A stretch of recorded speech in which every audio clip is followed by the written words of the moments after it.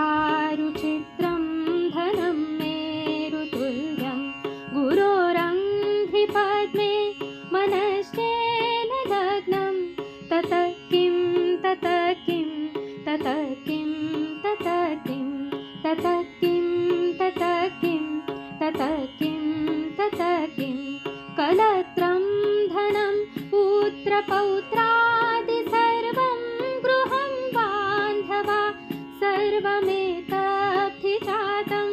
गुरोरङ्घ्रिपद्मे मनश्चेन लग्नं ततः किं ततः किं ततः किं ततः किं ततः किं ततः किं ततः किं ततः किम्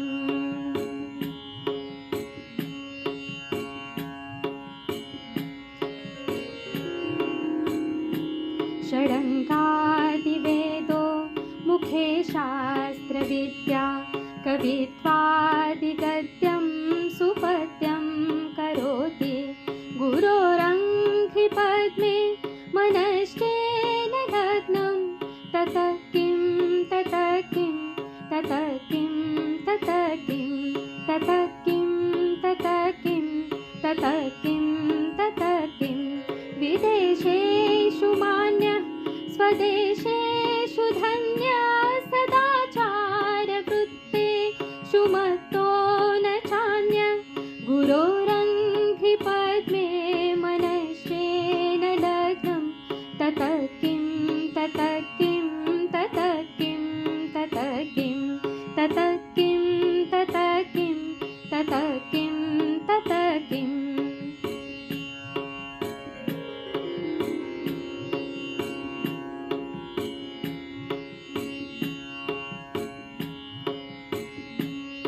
क्षमामण्डले भूपभूपालवृन्दै सदा सेवितं यस्य पादारविन्दं गुरोरङ्घ्रिपद्मे मनश्चेन लग्नं ततः किं ततः किं ततः किं ततः किं ततः किं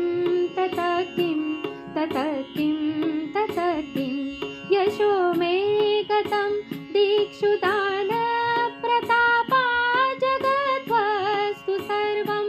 करे यत्प्रसादात् गुरोरङ्घ्रिपद्मे मनश्चेन लग्नं ततः किं ततः किं ततः किं ततः किं ततः किं ततः किं ततः किं ततः किम्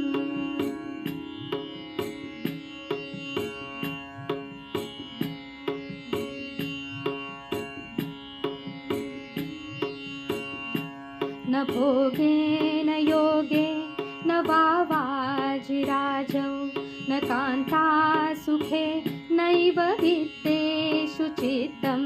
गुरोरङ्घ्रिपद्मे मनश्चेन लग्नं ततः किं ततः किं ततः किं ततः किं ततः किं ततः किं ततः किं ततः किम् अरण्येन वा स्वस्य गेहेन कार्येण देहे मनो वर्तते मे त्वनर्घे गुरोरङ्घ्रिपद्मे मनश्चेन लग्नं ततः किं ततः किं ततः किं ततः किं ततः किं ततः किं ततः किं ततः किम्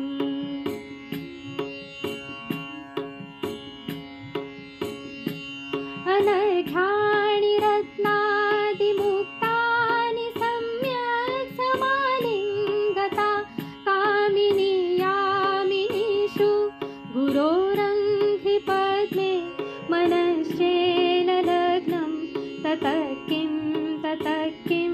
ततः किं ततः किं ततः किं ततः किं ततः किं ततः किं ततः किं ततः किं ततः किं ततः किम् पुरष्टकं यः पठे पुण्यदेहि यतिर्भूपति ब्रह्मचारी च गेहि लभेत्वाञ्छितार्थ पदं ब्रह्म सज्ञं गुरोरुक्तवाक्यम्